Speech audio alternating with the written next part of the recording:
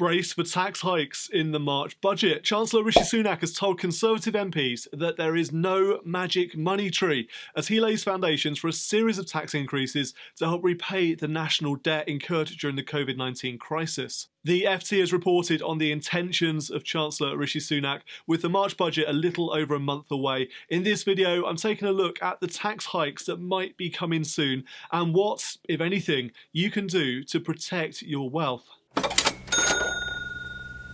Hi everyone, I'm Martin Bamford, a chartered financial planner, personal finance YouTuber and money author. On this channel, I talk about personal finance, investing and happiness. I make these videos to help you become wealthier and happier. If that sounds like a great result, click on that little red subscribe button, become a part of our subscriber community. It's completely free and you'll never miss an episode. The FT is reporting that Chancellor Rishi Sunak has briefed fellow Conservative MPs ahead of the budget on the 3rd of March. I'll put a link to that FT article in the description.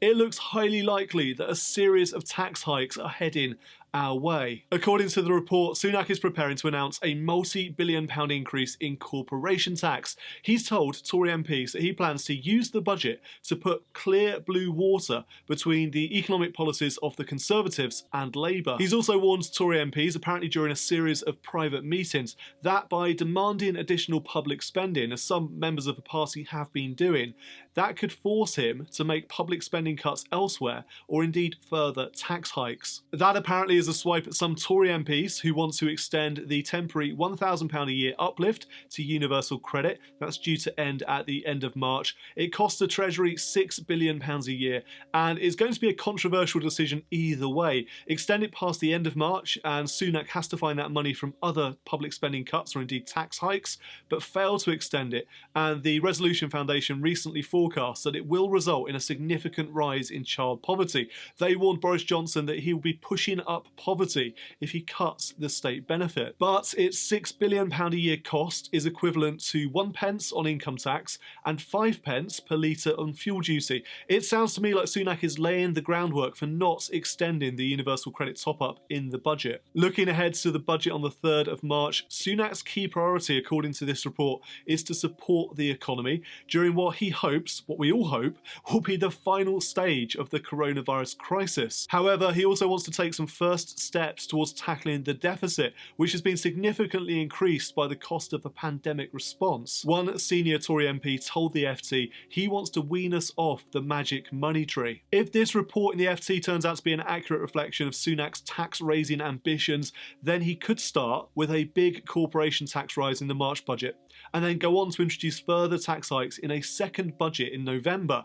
The timing of that second budget is crucial. Once the post-economic recovery is underway, but far enough away from the next general election that's scheduled for 2024 for any tax rises not to harm his re-election prospects. And the timing is important as well because even at the start of March, we're still going to be in the thick of it when it comes to this pandemic. Businesses across the country are still forced to be closed. Significant numbers of the workforce are still on furlough, and self-employed people are either experiencing reduced trade or even the inability to trade at all through these lockdown restrictions. Hiking taxes across the board now would be entirely nonsensical. Sunak would be giving with one hand and taking away with the other. He'd also risk doing severe damage to any prospects of an economic recovery post-COVID. But on corporation tax, let's take a closer look at that one together. Sunak told colleagues in the Treasury, according to this FT report, that he wants the rate of corporation tax in Britain to be competitive relative to its main competitors.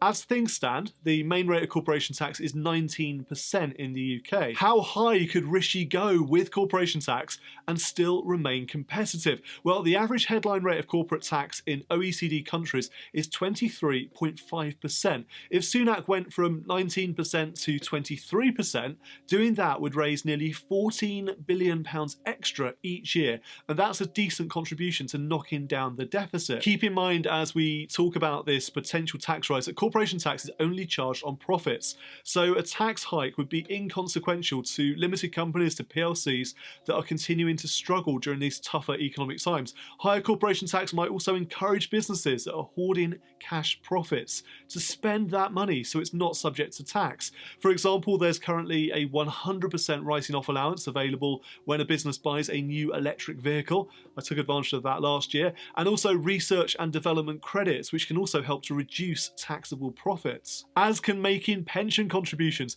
Could this corporation tax hike, if it comes along, encourage more saving for the future? The FT reports a colleague of Rishi Sunak as saying Rishi believes there needs to be clear blue water between the Conservative Party and Labour.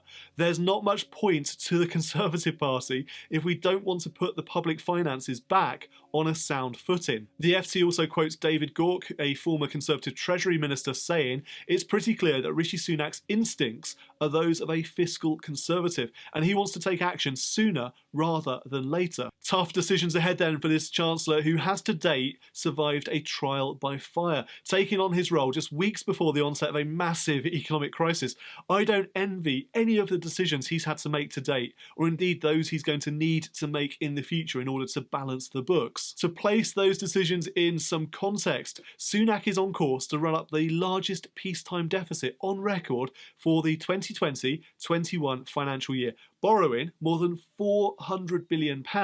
Some of that additional spending is going to fall away naturally as government pandemic financial support schemes come to an end, but I can understand the pressure on the Chancellor, especially as a Conservative Chancellor, to get back to what the FT quotes him as calling a sustainable fiscal position. He's got a balancing act to carefully manage. Tighten things up too much or too quickly, and he could choke off any prospect of an economic recovery. Also quoted in the FT article is Paul Johnson, director of the Institute of Fiscal Studies. I've got a lot of time for Paul Johnson. He said the first priority is to get the economy back on its feet. Then, but only then, will we need to pay the price. Spot on, Paul. While Sunak is no doubt champion at the bit to balance his books, this is, in my opinion, best achieved by removing barriers to UK economic growth. What do you think about corporation tax going up in the March budget? Let me know in the comments. Thank you for watching this video. Until next time, I'm Martin Bamford, and remember, when it comes to your money, the more you know, the faster